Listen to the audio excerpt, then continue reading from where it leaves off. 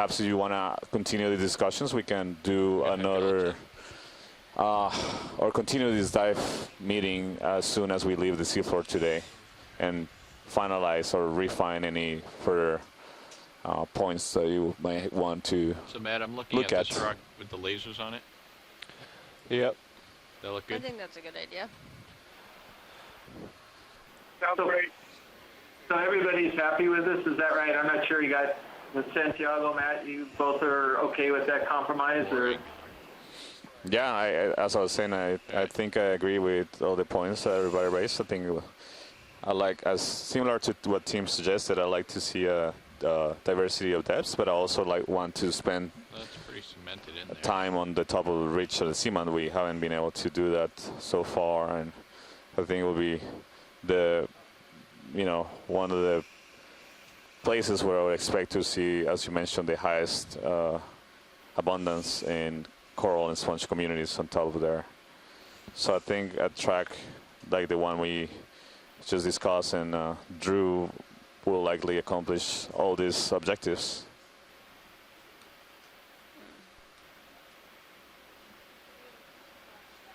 And Matt's okay with it as well.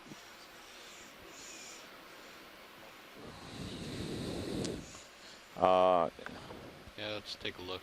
Just 1 second. See what's around. So it's sonar adjusted at all? Or you have yeah, sorry, we're on bottom and trying to get a rock. I'm fine with this dive track. I appreciate the compromise. Yeah, there's no need to go down quite as deep on the flank below the ridge if folks feel like that's going to eat into time on the ridge. So, but yeah, I do appreciate the compromise. Thank you. Great. So it sounds like we all have an agreement. Go ahead. We also appreciate it too, Matt, because it's a compromise both ways. Thank you, Chris. Great. So it sounds like we have a solid plan for tomorrow. So I think we can transition now into our dive today on Seamount D. So we're at a depth of 3,404 meters. And we are encountering a nice field of potential loose rocks. So we're going to go ahead and collect one rock right here, and we'll continue with the plan we showed earlier of going over this steep slope and hopefully encountering some nice biological communities along the way.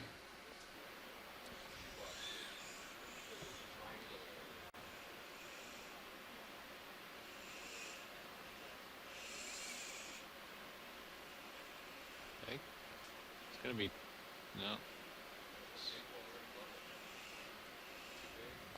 That might be too. It's out of my reach anyway.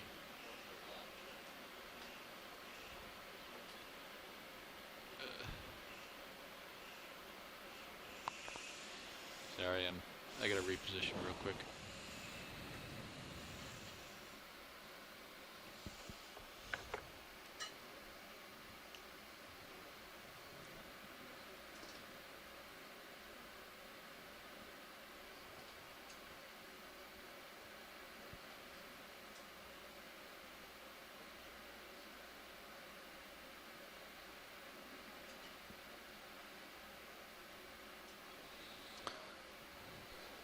This one's a beauty.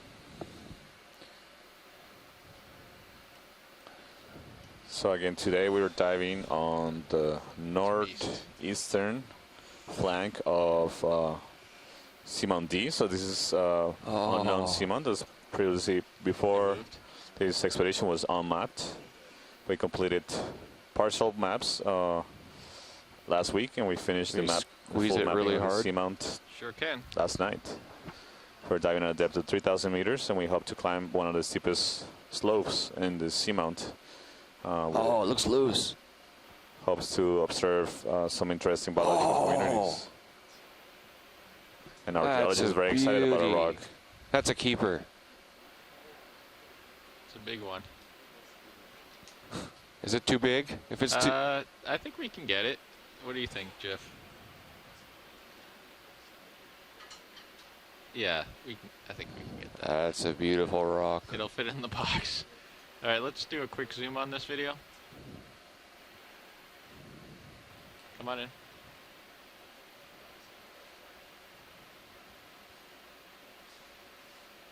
When you get a chance, if you guys also maybe deploy the arms.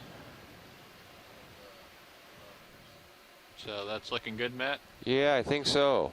All right. As good as anything can look when it's covered with a bunch of ferromanganese crust. All right, let's come on out video. Thank you, Jeff.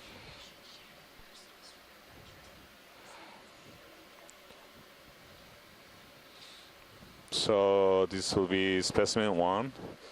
It's a geological specimen in dive 11 on Seamount D in this American Samoa expedition. We're at a depth of 3,004 meters, and we're stowing the sample in the starboard bio box. The starboard rock box.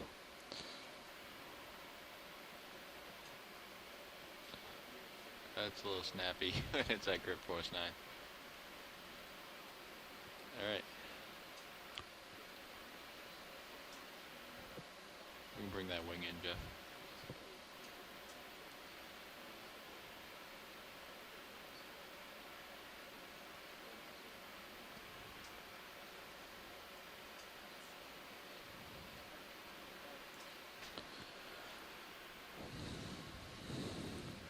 So the depth range of this dive is going to give us a really interesting comparison to the dive we did on the shallowest portions of Utu Seamount.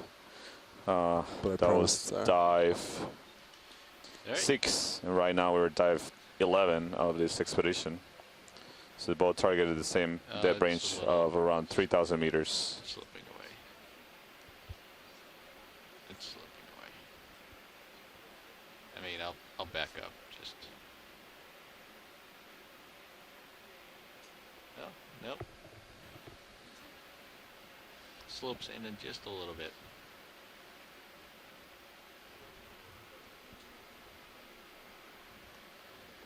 All right.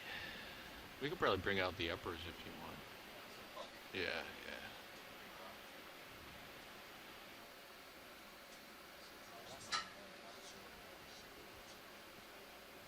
Yeah, that's, fully deploy.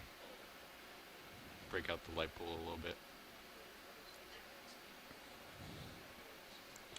So we see some large outcrops coming into view here, and there are some, appear to be some sponges attached to them. There's also possibly a whip coral, so we want to characterize these animals that we see attached to this outcropping boulder.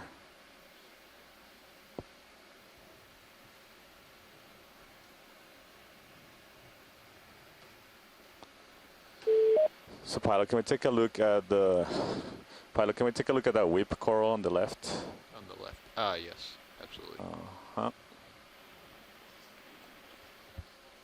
was like, why was I sinking? Oh yeah, I forgot to adjust my Z-buys.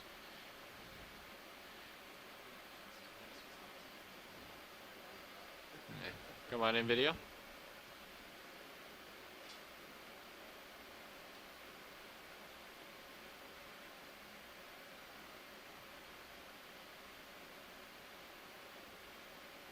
So this is an octocoral whip. Appears to be bamboo coral from the polyps. The shape of the polyps. Yeah, I think I see a couple of the nodes, the dark nodes in the colony.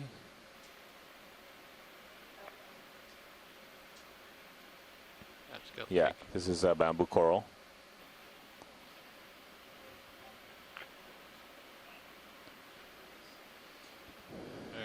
On in. All right, Roland, come on in. You see this only, all the polyps are pointing in a single plane. They're not pointing in different directions. They're aligned in a single plane along the axis of the skeleton of this coral.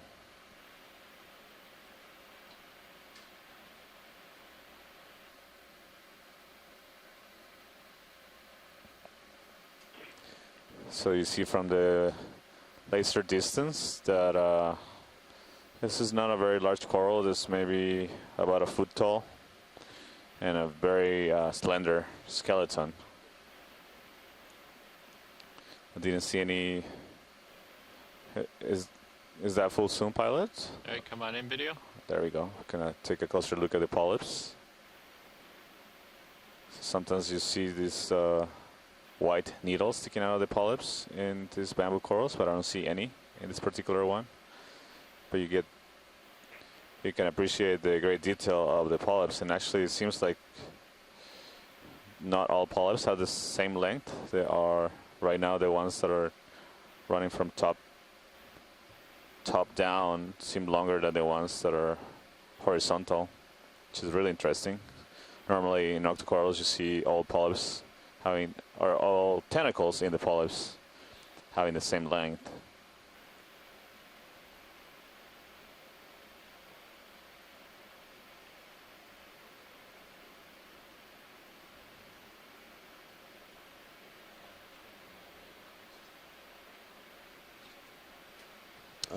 Let me talk with watch leads real quick.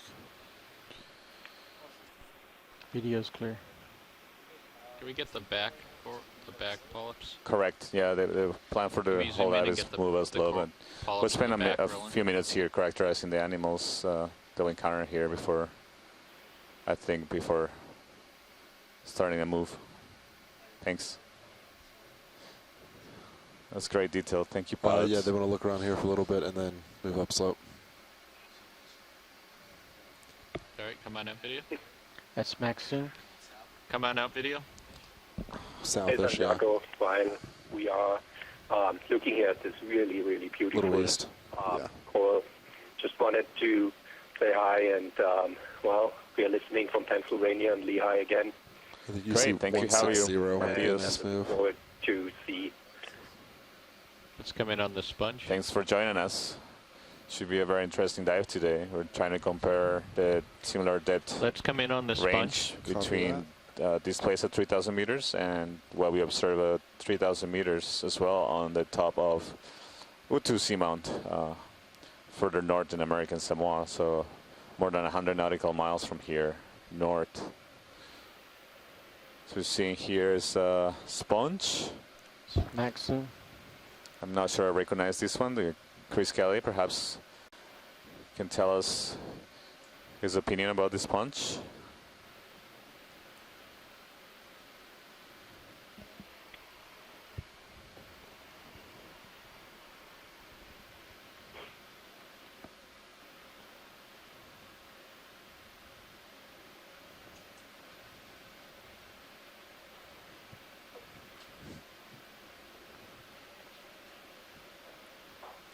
It's hard to get into focus.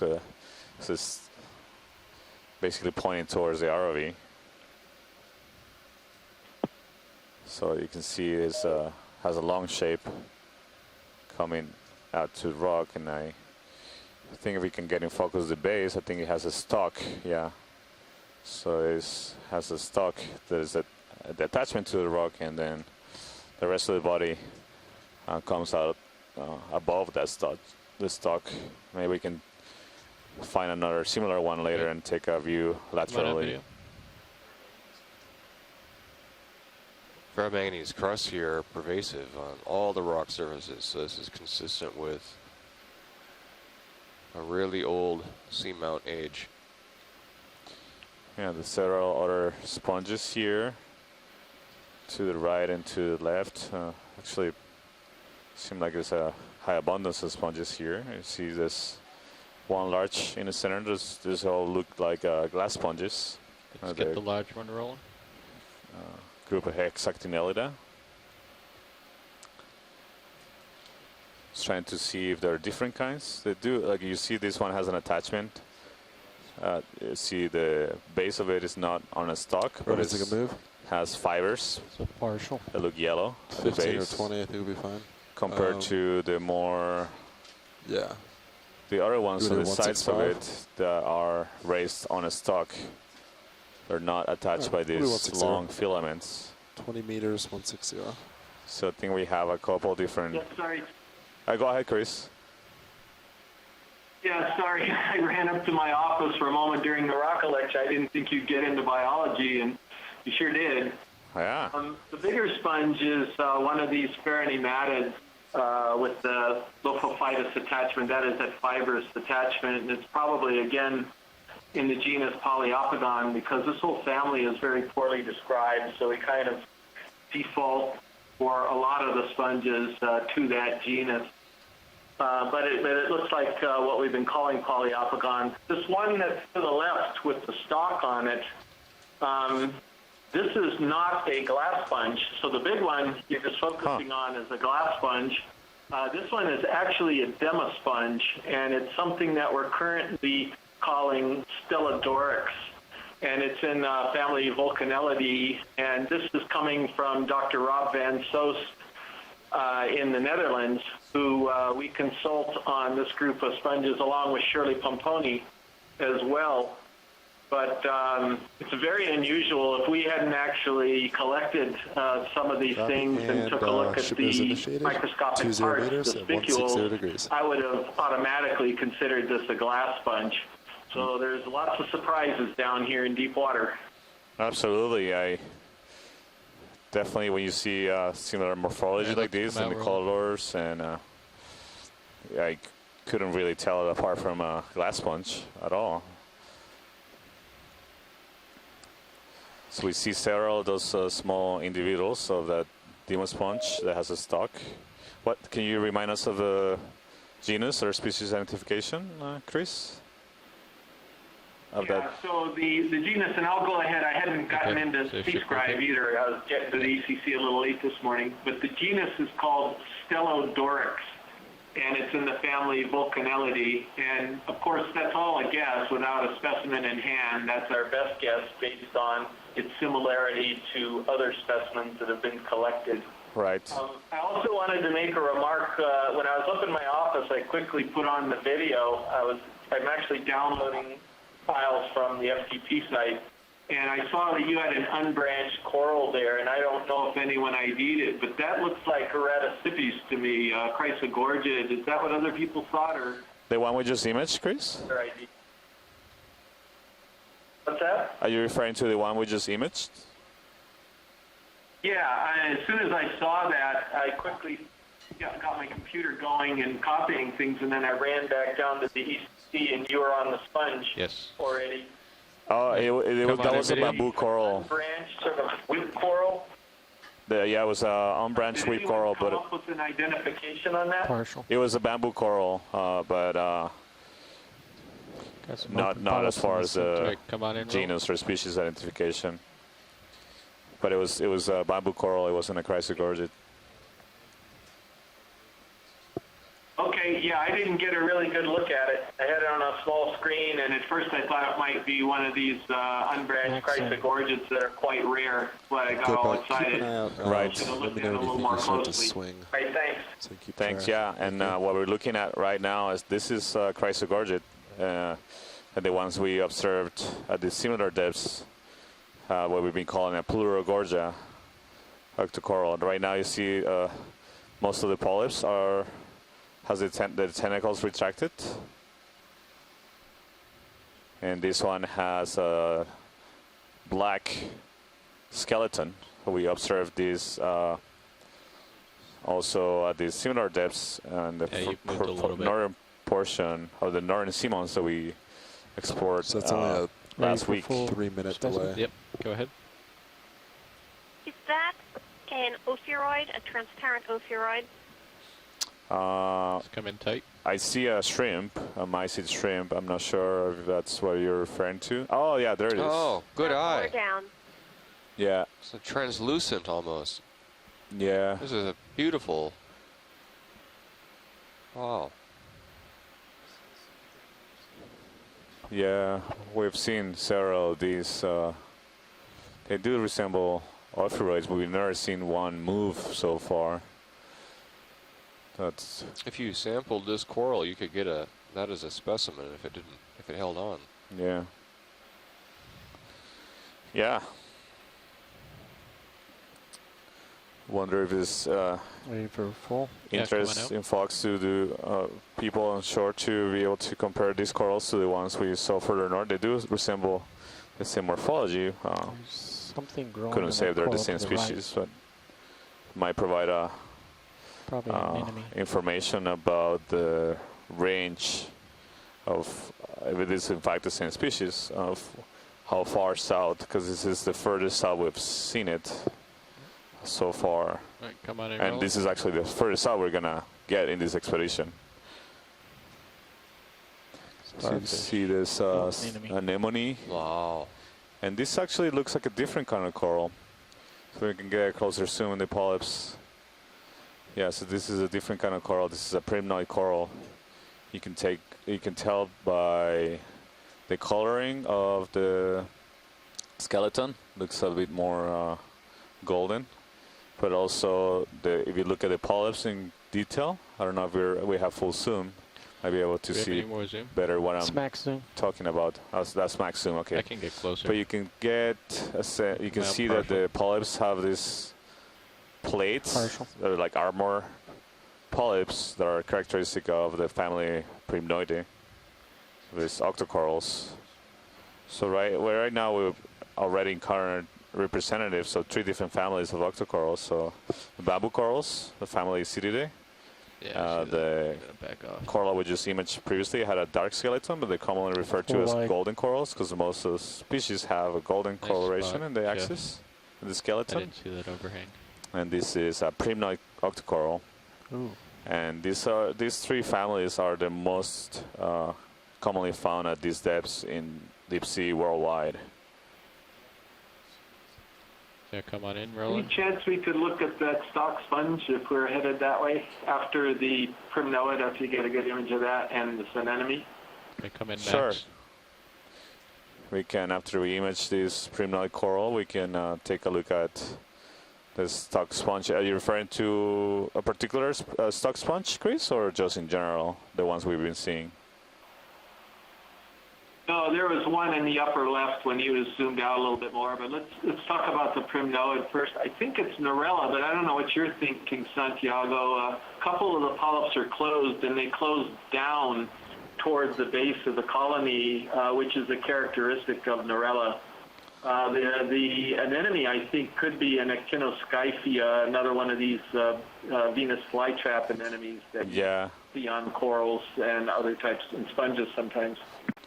Yeah, this is another of those Venus flytraps. We had a really nice behavior display a couple of dives ago. Yeah, we observed these similar kinds of primnoids in the dive Utu Seamount at the same depth range.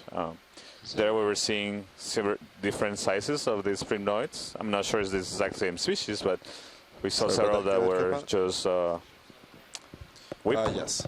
If you're, morphology, but I then didn't when know. we saw larger individuals, they had branches, Seems like long you're moving? branches like this one. So basically like a yes, that's like 4 V minutes of shape swing. with not a 4 lot to of 5 minutes branching, of but swing. long branches when they were Sounds about right. branching. Are you good with this, watch sleep? Yeah, thank you. All right, come on out, Roland. So that actually, I was wondering, we didn't collect that particular coral last time, so wondering if it will be an interesting collection, because I don't recognize this coral really, and it will be also interesting to sample that Association. associate, the Yeah, it's Venus great. flytrap that we've wanna seen also, bring but in we also my haven't sampled, upper swing out. characterize what species it could be. Yeah. So it might be a good opportunity to constrain the species that we find at the depths of around 3,000 meters in the American Samoa region. So what do you guys think in Hawaii go ahead. and maybe Woodsall and Tara here in Stockton? Well, I'd support it. I mean, you're also going to make somebody in Smithsonian extremely happy. That's Steve Cairns, who works on primnoids. Yeah, And that's true. yeah, I think it would be very useful, and the fact that you get the anemone as a bonus is a good, Can we is a zoom good in point. on Right, Sirius? we'll be able to characterize the associate this coral. So pilot, we are, Yeah, go ahead, I think that's Tim. No, this, Tim, I agree with that. I would Can love you to turn learn a more little about bit, that Jeff? anemone. If it's an Acumen Skypha or something else. It would be a great opportunity copy that. to get that pairing of that coral and an anemone. So I'm in support of a sample. Great. I think that's good to hear the feedback, and so we're gonna try to get settled here and sample this coral. Come out a little on Sirius. From my observations in my notes, it does seem to be very much resembling just the don't wanna one we crush the other observed coral. further north, to Seamount, at the same depth range. But at that time, we didn't have the chance to sample. Yeah. So this will be a really good value sample to be able to identify the I species can get it from here. and also the identity of that Venus flytrap anemone. The anemone? Yeah, the Venus flytrap.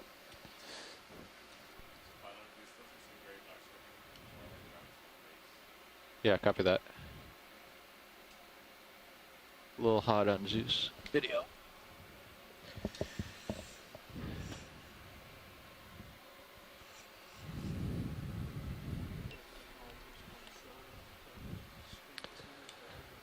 Yeah, it looks like we have an overhang here near the ROV. If you look at the Sirius view, Can we cool if I'm down viewing the that correctly, mini Zeus? pretty spectacular overhang, Yeah, actually. I agree, Matt. I see it. It's a little bit of an overhang, a little rock jutting out there. Yeah.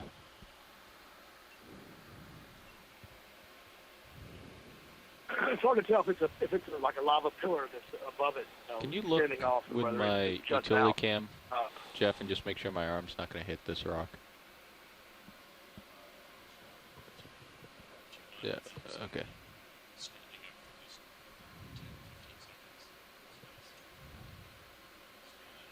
And Come in a little on Zeus. okay, and saying what? Right, hold that. Oh, okay.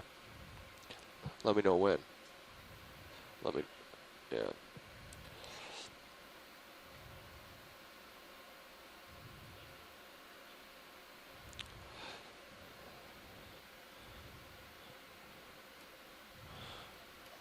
So RV nav.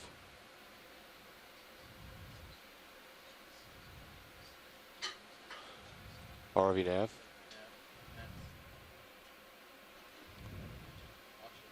Oh.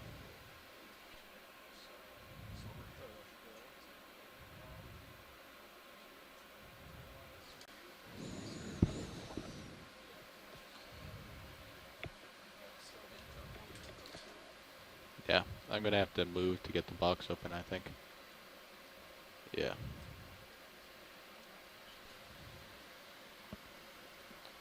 Alright, you can try it. Well, we can zoom while we're doing this. You can go ahead and zoom, Roland. Okay.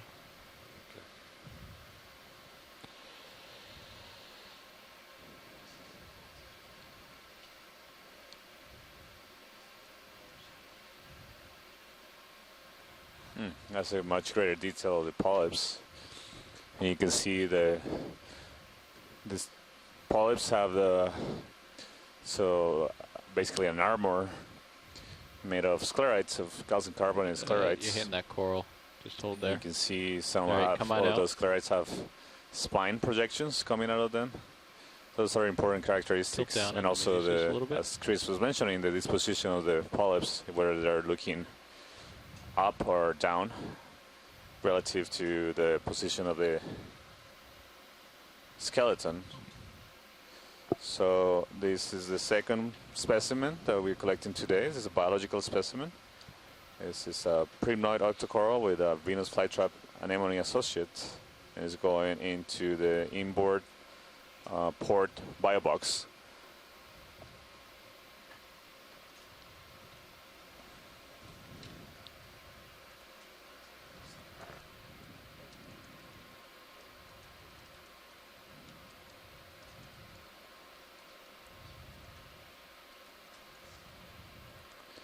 It's a great sample. It's now Clear. fell into the biobox, and now we are sure that it was a successful sample.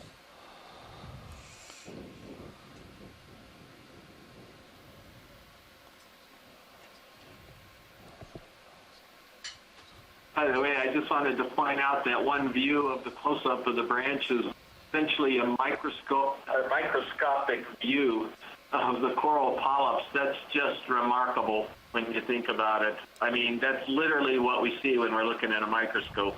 Yeah, that's fine. Yeah, I agree, Chris. It's amazing the detail we right. can get with these cameras and the lighting system, and obviously the skill of the pilots and the engineers to use these tools.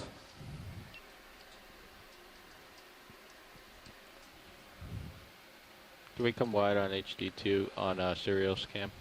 All cameras are full wide. Ooh. Need to come up on. I'm sorry, Sirius is not. Sorry. Yeah. Sorry, gentlemen. Yeah, go ahead.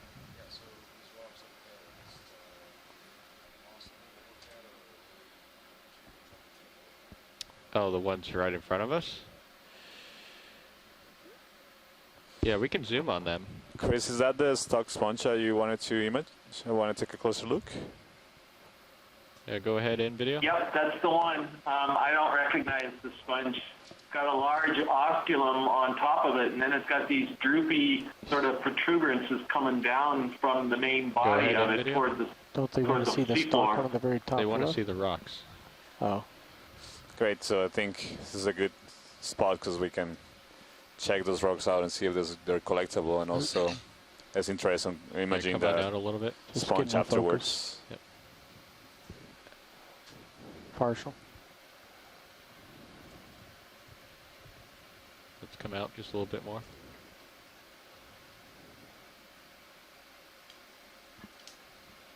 Partial.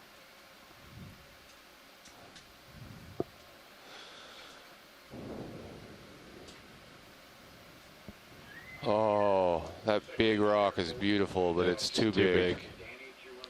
Too big, unfortunately. There's a little anemone back Wow. there, too. That's a big anemone, yeah. That'd be great to image that, and I'd as take well that as the big sponge on the rock left. with the big enemy, and we'd all be happy. Come on in video. Had to leave the other rocks behind. No, say it isn't so. Say it isn't so. I'm really impressed with this overhang. Trying to get a better sense of it here. Wow, this is a really... That's a great view. Look at that. It's just framed in the between the rocks there.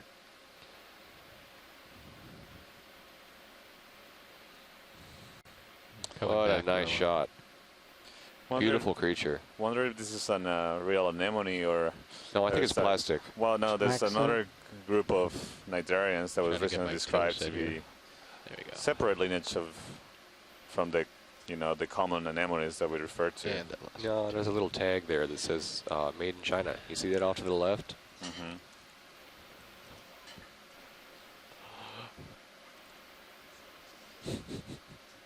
Yeah, Santiago, that's the Relicanthus daphneae, is that one that was originally considered to be an enemy, and then they moved it out into its own group of cnidarian. But the tentacles on that one are usually a lot longer than this. I don't know Yeah. what we're looking at here. It must, maybe even I don't know, could even be a hydrozoan for all I know. I have no idea. Yeah, I was also just thinking about the length of the tentacles, but this one just looks so unusual to me that's why I was wondering whether... Come out just a little bit, Roland. Yeah, right there. Do that. It makes the image a little hot with the rock.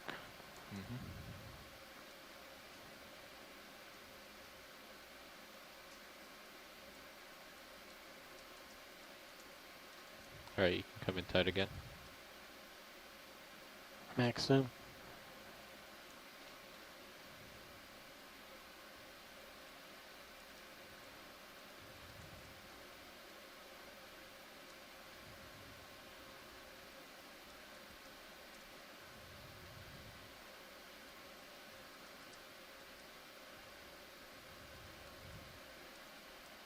All right, when you're good, video. Video's good. We should laser it. Yep.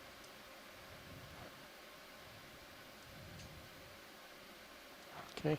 All right, let's come out.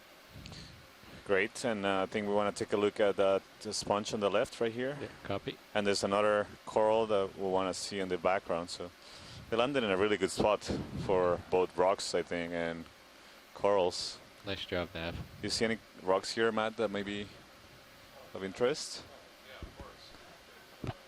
Thank you. Go ahead, video. The rock to the right of the sponge, or maybe even the one the sponge is on. They may be too big. Yeah. But The one to the right of this might be good. I gotta take a look at it with the lasers.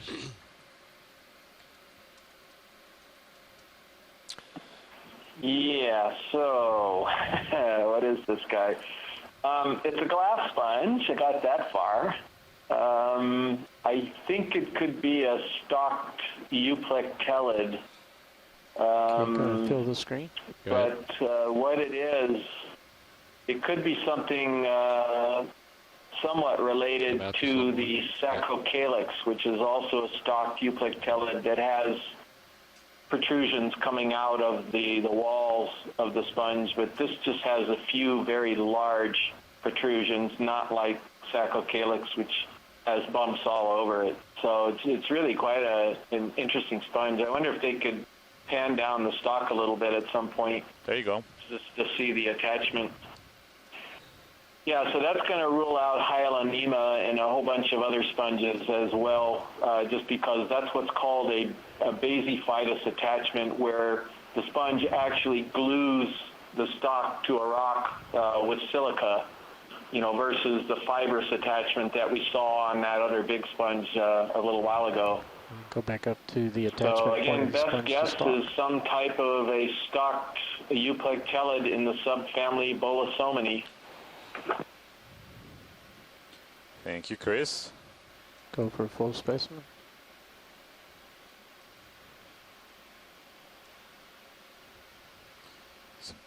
Really nice Right, image come on here. up. You can see both parts of the side and the top of the anemone. That's too big. Is it? Ah, Yeah. say it isn't so.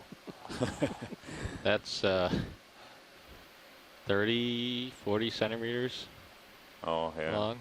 I don't think that'll fit in our box. You need something about half that yeah. size. We're not going to be setting the record today for Yeah. biggest rock.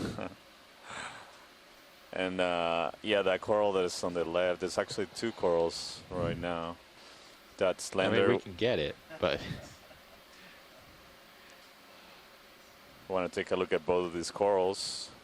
roger that. The whip one might be the same, maybe a bamboo coral, a primnoid coral, like the one we just collected, and the one in the back, it's a different kind.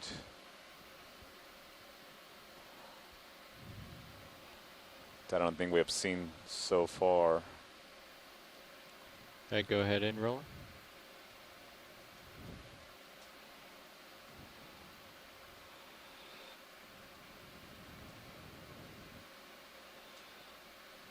Oh yeah, so this is what I've been calling just basically the earlier stages of that branching primnoid that we just collected.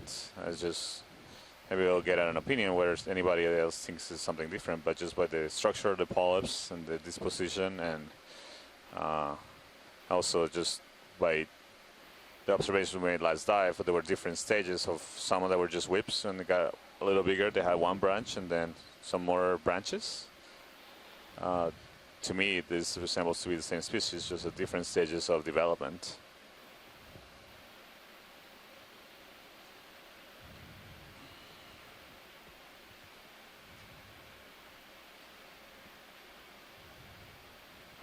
Yeah, no idea, Santiago. It certainly could be. It's unbranched, and the polyp structure looks fairly similar to that other one. I think I saw a spine on one of the body scales. Yeah. As well, which is similar. So that may be absolutely correct. Yeah. And I don't see really any associates on this one.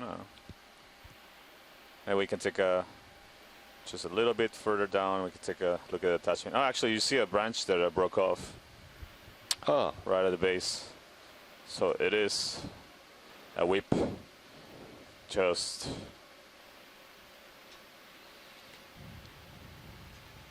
because it got broken off. Yeah. So there's branching. So this is good also piece of information to understand the morphology of this coral.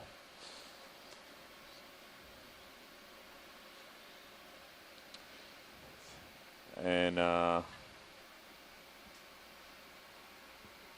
Right. I'll see we get into focus. Yeah, looks like a tube on the ground, and Roland was just video engineer. Roland was just pointing that out. That looks like a tube of, yeah, could be an anemone, but there's nothing sticking out of it right now. This is great. So I think maybe now we can take an image of that other coral that is in the background right there. Let's get this guy in the background. Go I ahead. don't know if we'll get enough lights on it. Seems like just at the, oh yeah. Wow. I'd love to have that image hanging on my wall. That's beautiful. Hey, that is the nice dark background. Yeah.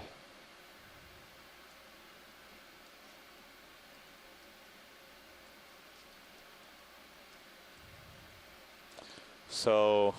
Well, my guess is Chrysogorgia. What do you think, Santiago? Yeah, I was gonna go with the Chrysogorgia based on the shape of the polyps, the look of the polyps, and I don't see any banding that may suggest otherwise.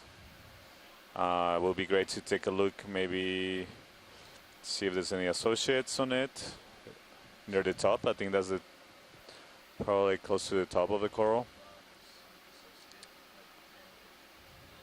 I'm not sure what that is. That is Max. Oh yeah, there's some tiny thing there. Maybe not amphipod, but things out of reach from the camera. And then it would be great also to take a look at the base of these colonies to see what the color of the underlying skeleton is. If it reveals any. Huh.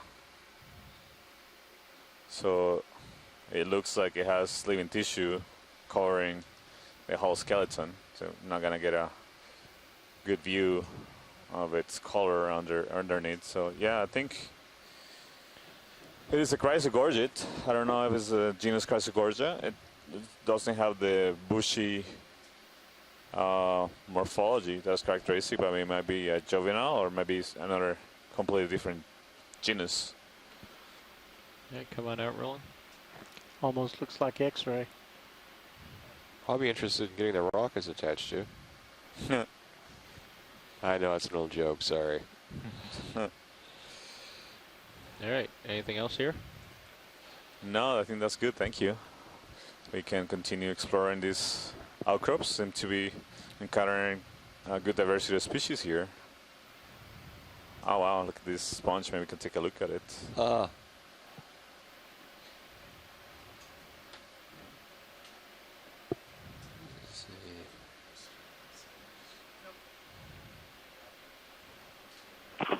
So my best guess on this one is just a version of the genus Phytopleura. It's a hard, solid sponge, tend to form these upright colonies that can be very paddle-shaped. But then again, it's got a lot of channelization here. Those are those grooves down through it. So best guess is Phytopleura at the moment. Excellent. All right, come on out a little bit.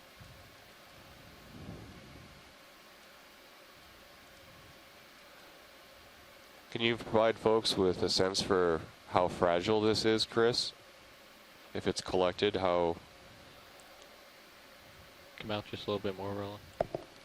Well, those ridges and then the areas, the raised areas between the ridges themselves are going to provide it a certain amount of durability. So it would just snap off or break. It wouldn't just crumble into a whole lot of pieces like a lot of sponges that are brittle sponges. But, you know, we're seeing so many weird animals that, including this one, that I don't know, seems a bit early to grab a second biologic collection. I think others probably would agree to. Yeah. Let's see what else we find first before we start making, before we do another collection. I'd say this is for me as a geologist, this is the most beautiful sponge I've seen. Come on up. It's like it's something out of Lasers. Full screen.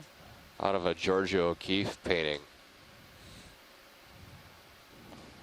It's about 60 to 70 centimeters tall. If you actually dissolved away the tissue on something like this and looked at it under the microscope to see the microscopic skeletal parts of a sponge that are called spicules, you would be absolutely amazed. There is just an incredible array of different sizes and shapes and beautiful spicules looking like snowflakes.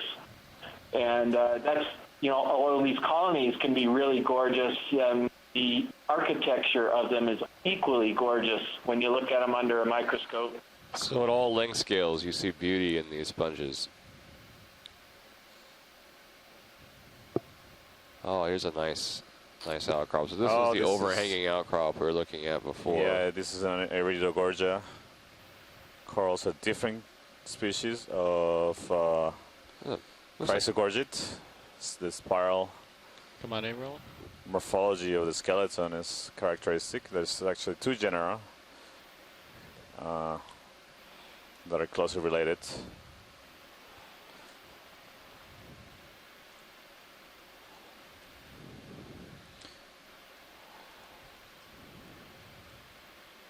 We did again observe this kind of coral at the similar depth on Utu. So far, most of the animals we've seen in this dive, we also saw at similar depth on Utu seamount. Perhaps a couple of the sponges I don't recognize.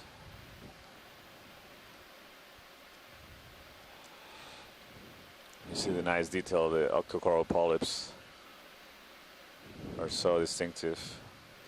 And maybe as we zoom out, we can take a look at whether or not this coral has associates with it. Come on out, partial. At U2, we observed that one of these kinds of corals was being predated by a sea star. Partial.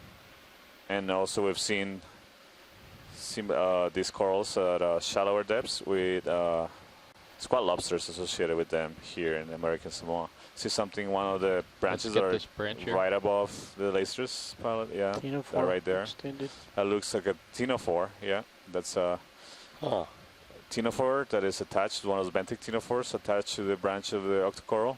You can see the tentacles projecting out with small lateral projections from it, and using those sending into the water column to capture particles. So those have sticky cells, and they can retract them to the center of the body and bring the food particles to their mouth. So sticky, but not poisonous. Yeah, that's right. So the jellyfish. This is a really unusual benthic ctenophore. You see that it's branched, the tini are branched. You can see those filaments coming off laterally. Right. So that is not like the Chijalfella that's in the OER animal guide right now. This is probably something more related to the Lyroctes, another type of benthic ctenophore. So this is probably the first time we've seen this animal, and it's just astonishing the variety of different animals we're seeing at this site. It's really incredible. Yeah, I agree. The tentacles were exceptionally long. I had no idea. All right, come back in. Yeah, we saw, remember what you call the disco ball, the red one? Yeah. But that was a pelagic ctenophore. Oh, okay. It's essentially the same group. Oh, I see. But this one is attached to the coral. The tentacle looks to be 100 times longer than the main body of the organism. At least. Yeah, so you can get, it's a good strategy to create this structures that you can extend, just cast the net essentially into the water column. What's impressive to me is those tentacles don't get tangled up either with each other or with the associated coral. That's true. They might be, evolved in a way that they are able to capture particles, so be sticky to other particles, but not to themselves. Or maybe it's a behavioral component to it that prevents them from sticking to themselves. So how is it attached? That I don't know. Seems I don't know if the tissue goes all around the branch or whether it's just cemented or a glue that it uses to attach itself to the branch. Were you saying before that these are their own phylum? Ctenophores, yeah, they are impressive phylum. They are different from the cnidarians, like jellyfishes. Like this coral right here, where it's attached, is a cnidarian. So are jellyfishes, which when they are the jellyfishes in the water column as well as ctenophores, they're, they can look pretty similar, just because they're gelatinous organisms, but they're quite distinct. They're unique. Thank you, Pilot. This is a great image. Is that full zoom, I imagine? That's full zoom. I could probably get a little closer. No, I think it's fine. Thank you. All right, copy that. All right. Let's leave that rolling.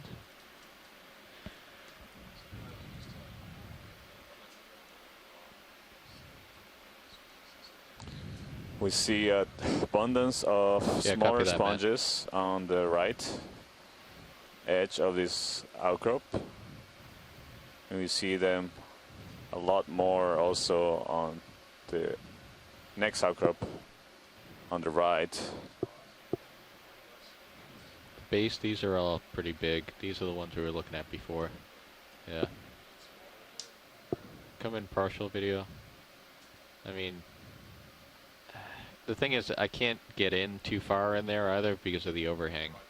Yeah, we might find a better spot moving forward. All right, come on out, Roland.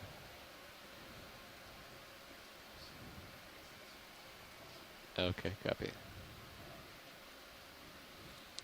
So as we rise above this large boulder, seems like these are detached boulders that just roll down. Yeah, I'm thinking something similar, yeah. Let me know if there's anything you want to zoom in on. Yeah, maybe we can take this couple of corals that are coming into view. Yeah, copy that. Maybe this one in the center. Candelabra style. Maybe just do a snap zoom if you can. They look like the Plurogorgia. Video. It would just image. Just want to make sure that's what they are. Yeah, this does have the morphology of that coral, the Chrysogorgia plurogorgia, like specimen or species that we've been seeing. Come in tight. That's one of the most common deep coral fauna on these depths. Yeah, this is good. Thank you. I think we can. Come on out, video. And there are some very small sponges to the right, so maybe we can take a quick peek at.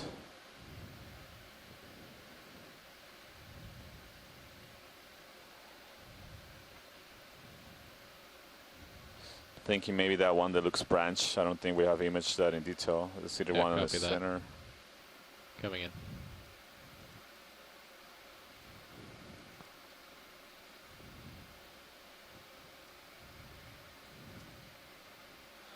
Oh, a big boulder in front of us balancing precariously. Right, come on in, Roland. Matt, I think it's too big to collect. Oh, no, don't say that. Don't say that. Let's be positive.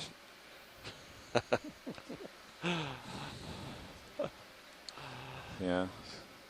So this looks like a sponge to me, too. Chris, do you recognize this?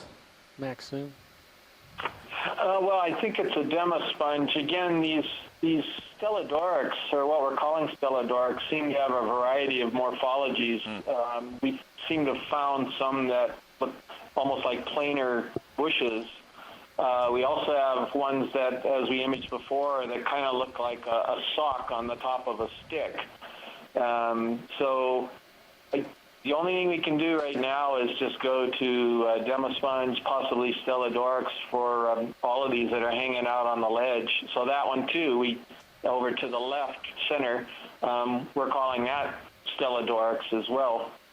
At some point in the future, we'll probably quit defaulting to that when we know something better about them. Great, thank you. Yeah, I wouldn't know. I guess this is a Demosponge. Yeah, come out video. All right. Thanks, pilots. Maybe we can start moving ahead. Yeah, copy that.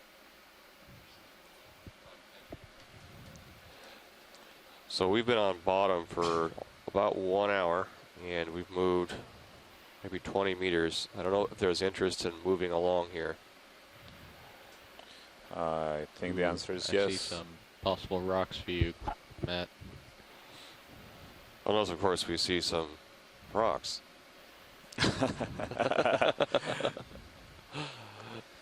Yeah, but that was a great spot to start the dive on because it had a great diversity. So we able to one spot to characterize I don't know. Several different species that we will likely continue to encounter along this dive. So for those of you that missed the earlier description of where we're diving at 3,000 meters on the northwestern slope of Simon D. So this is on previously unmapped Simon. Doesn't have an official name. We've just been calling it Simon D. Any of these pique your interest? And we picked that dive site that was basically we're between two ridges and lower left. Do you think we should we put in a are short move? on the Lower left, we're going over it. Would you 15? Backing up. if you were imagine looking at a ridge, looking from the top, we're diving. So we're looking at the ridge and going up slow. We're diving on the right side of the ridge. It's one of the steepest areas in the seamount, and that's why we chose it. And that guy? Also by being between these two ridges, it's a really interesting area. We thought we a good habitat where we have provide this one vertical is fine. walls. The one the lasers are and on very scarped is terrain, like the one we're seeing now, but also funnel potential currents 15, that might provide an enhanced food supply and greater abundance of biological communities like sponges and corals, like the ones we just observed. 175.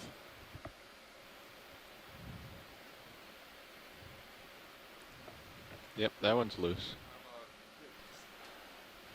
How about the one over to the right a little bit? It's more angular, just to the right and down.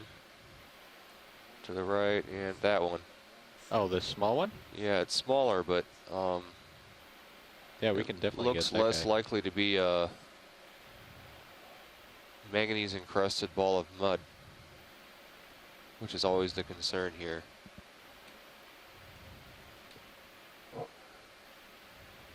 All right, guys, we have a short move, 15 meters at 175 degrees initiated. Copy.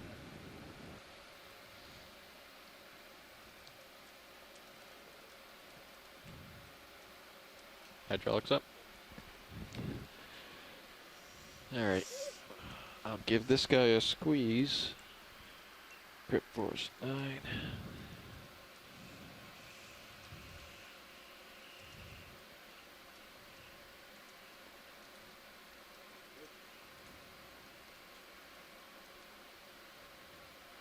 So that's full squeeze.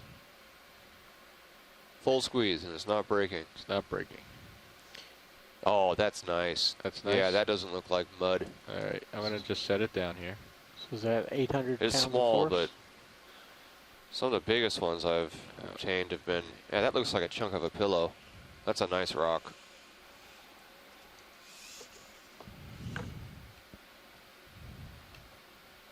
It's not the kind of image I'd want hanging on my wall, but it's still a nice rock. Can we reposition HD2 for the collection? What? Why do we need HD2 for the collection? In Stream 3, I do a quad split of those cameras and the 2 manips for them to see back on shore. And it shows them which rock box it goes into. visually. Yeah. Just stand by it. Just gotta get set up here.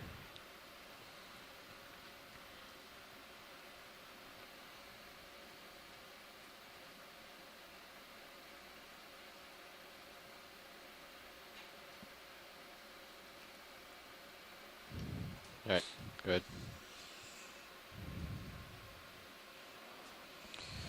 Right, so Filled up this my is the juice. third specimen You get it, Chip? of this dive, and it's a geological specimen, and it's going to be stored in the port rock Oh, no. box. Ah, But the specimen just roll away. tilt down. Still there, somewhere. Where'd that guy go? Oh, this could be quicksand. Is he still in there? I think it rolled under to the right. The dust continued to the bottom right. Get him. You bring that. Well, leave it for right now. I don't see it. I think it might have rolled downhill. No. Where did he go? I think it may be coming. That's not it. I think it may just be above that rock.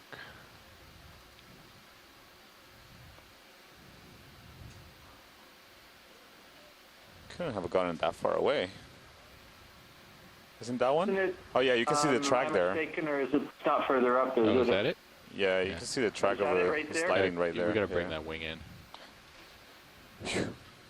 Unfortunately.